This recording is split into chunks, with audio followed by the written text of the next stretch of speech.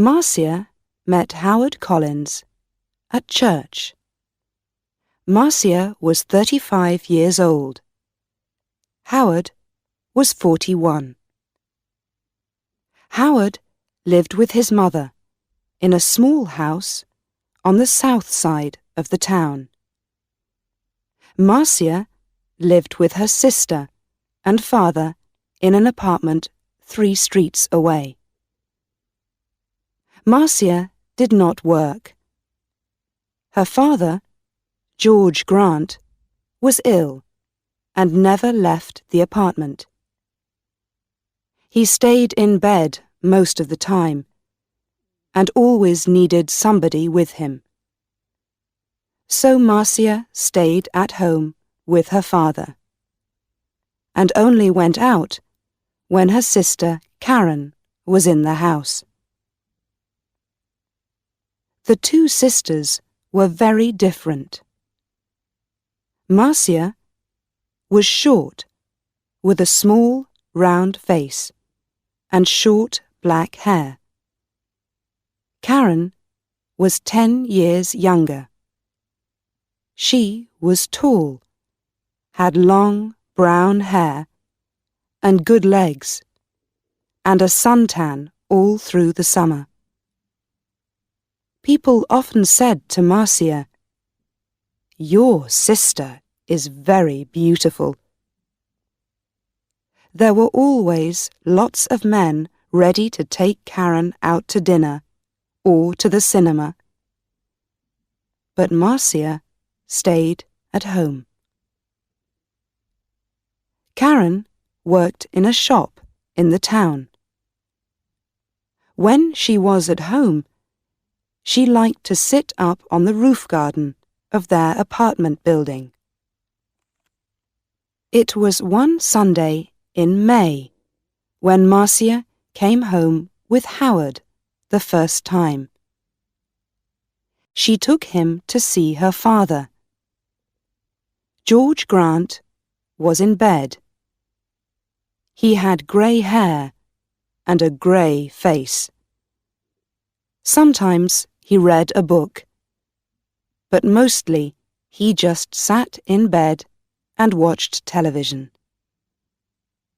"This is Howard, Father," Marcia said. "He works at the hospital, and we met at church. I told you about him last week. Do you remember?" "No," her father said, and he turned his face away, back to his television. He was not interested in new people or his daughter's friends. Just then, Karen came into the room. She wore a white bikini and white shoes. She smiled at Howard. "So you're Howard," she said. "My big sister has got a boyfriend at last." Howard's face went red, and he looked down at his feet. Karen laughed. "Come on up to the roof garden and have some wine. The sun is wonderful this morning." "Oh, Howard began. Marcia looked angrily at her sister. But then she said, "Yes, I must get Father a drink. See you in a minute, Howard. Go up to the roof and talk to Karen." The sun was hot on the roof, and Howard took off his coat. He looked around. There were 3 chairs, a sun umbrella, a sunbed, and a table with 3 glasses and a bottle of wine on it. There were tiles on the floor, and next to the little wall around the edge of the roof, there were some flowers in boxes. This was the garden. Very nice," said Howard. Karen smiled at him. "We don't see many good-looking men up here," she said. "Sit down and have a drink." Howard's face went red again. He gave a shy little laugh. "Oh, thank you," he said. He tried not to look at Karen's long, sun-tanned legs, but it was not easy.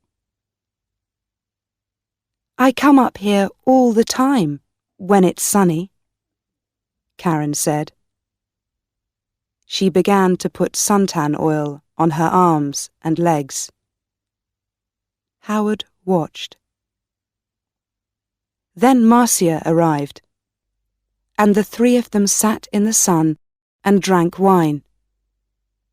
Marcia looked at Howard with love in her eyes. She did not look at Karen. Karen watched them. Her eyes went from her sister to Howard and back again to her sister. She smiled. It was not a nice smile. Every Sunday morning after that, Marcia brought Howard home for a glass of wine after church. Howard stopped his car in the street outside the apartment building, and Marcia said, "Sound the horn, Howard. Tell Karen we're here. Then she can get the wine ready." So Howard gave 3 little toots on his car horn. On sunny days, Karen always came to the wall at the edge of the roof and looked over to wave at them. Then she went to get the wine. She always wore her bikini, or a very short skirt.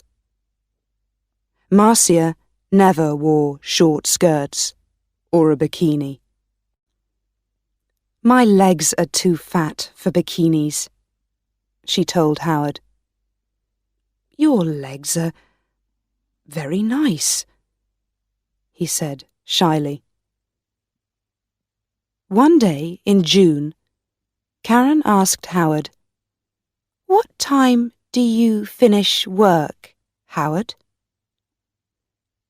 "About 6 o'clock," he said. "Could you bring me home after work?" Karen said. "My shop's very near the hospital. You drive right past it. And you only live 3 streets away from us." "There's a very good bus," said Marcia quickly. "It stops outside our building." "But the bus is so slow," Karen said. "Please, Howard." Howard looked from one sister to the other. "Oh, well, yes, all right then," he said. "Thank you," Karen said, and gave him a quick kiss. So, every evening, Howard drove Karen home. On the first Friday, they were an hour late. When they arrived, Marcia was at the door of the apartment building. "What happened?" she asked. "Why are you so late?" "There was an accident," Karen said. 3 cars, all across the road. On that hill by the cinema, you know. We couldn't get past. We couldn't go back. There were so many cars. Nobody could move." Howard said nothing. It was a long, hot summer that year. Marcia went to church every Sunday morning and Karen stayed at home with their father. When it was sunny, and it often was, Karen went up to her sunbed on the roof. When Marcia went up to the roof garden, she always sat under the umbrella.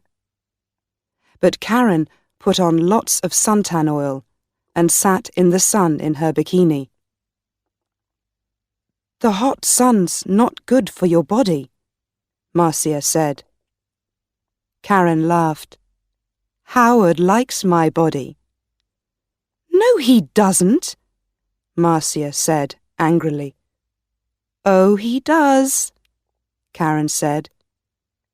"He's very shy with women, but he always looks at my body very carefully. He does it all the time. Perhaps he wants me to take off." "Stop it, Karen," Marcia said. "Don't say those things." Karen laughed. "What's the matter, big sister? Are you afraid I'm going to take him from you?" Marcia did not answer. The next Sunday, Howard phoned Marcia early in the morning. I don't feel very well," he said. "I'm not going to church today." "Oh, my love, I'm sorry," Marcia said. "Can I phone you when I get home?" "Yes, of course," he said. "I can't phone before 1 o'clock," Marcia said. "I'm going to be late back because there's a meeting after church. Something about Africa, I think." "Oh, yes, I remember," Howard said. But Marcia was wrong. There was no meeting after church that morning. It was the next Sunday. So she left church at the usual time and arrived home at 11:45. First, she went in to see her father, but he was asleep. Then she phoned Howard, but there was no answer. Perhaps he's sleeping, she thought, and his mother doesn't want to answer the phone. She went to her room and put on a long summer skirt. Then she went up to the roof garden. She put her hand on the door to the roof and stopped. The door was half open, and she could hear voices. There was someone with Karen. A man. Howard. Howard? Marcia listened. "I feel bad about this," Howard said. "We must tell Marcia soon, Karen." "No," Karen said quickly. She gave a little laugh. "It's our secret, Howard. Only for a little longer. All right? I don't like," he began. "But you do love me, Howard," Karen said. "Not Marcia? Say you love me, please." Marcia suddenly felt cold. You know I do," Howard answered. "But—" Karen kissed him. "It's our little secret." "Oh, is your car outside, my love? We don't want Marcia to see it." "I didn't bring my car," Howard said. "I walked here." "Good," Karen said. But it's getting late. You must go, before she comes home. They kissed again. See you tomorrow. Usual time, usual place, said Karen. Now go. Marcia moved quickly and quietly away from the roof door and ran to her bedroom. She did not want Howard or Karen to see her. She heard their voices. Then the front door of the apartment opened and closed. Howard was gone. Marcia sat on her bed for an hour. Why, she thought. Why does she do it? I stay at home with an old man all the time. I can't go out to work. I can't make new friends. I can't meet new people. I go shopping once a week, and I go to church once a week. That's all. And then I met Howard. When he said, "I love you," I was so happy. And now? Karen had everything. Good looks, a job, friends. She was young. She was beautiful. She could have any man. So why Howard? Why? It's not because she wants him, Marcia thought. It's because I love him. It's because she doesn't want me to be happy. But you do love me, Howard, not Marcia? You know I do. Was it true? Did Howard love Karen and not her? No. He saw only the beautiful, sun-tanned body. He didn't know her. She's not going to have him, Marcia thought. Every evening that week, Howard drove Karen home after work. And every evening, they got later and later. The next Sunday, Marcia didn't go to church. I've got a bad head, she told Karen. I just phoned Howard and told him. And he's coming here after church, as usual. I'm going back to sleep for an hour or two. And she went into her bedroom and shut the door. Later in the morning, when Karen was with their father, Marcia went up to the roof garden. Karen's bottle of suntan oil was on the table, and Marcia smiled. When Karen came up to the roof, Marcia was in her chair under the umbrella, with a book in her hand. Oh, is your head better? Karen asked. Yes, thanks, Marcia said. Karen wore her bikini, a new yellow one. She opened her bottle of suntan oil. Oh, there's not much here, she said. I must get some more. She began to put some oil on her legs. 20 minutes later, Howard stopped his car in the street below. Up on the roof, Karen and Marcia heard the usual 3 little toots on his car horn.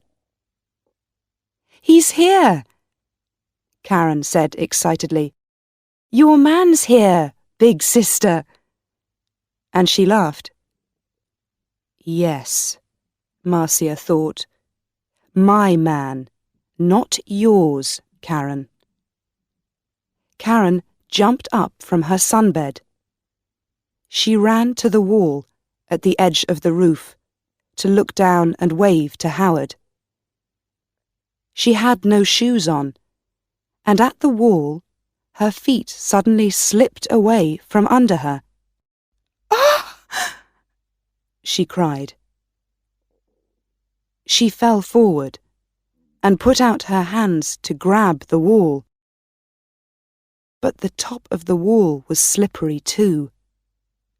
Her hands could not hold it, and slipped away, off the wall, over the edge. And her body went on too, over the edge of the wall, and down, down, down, down. Before she hit the ground, she knew. Slippery. Suntan oil. Marcia.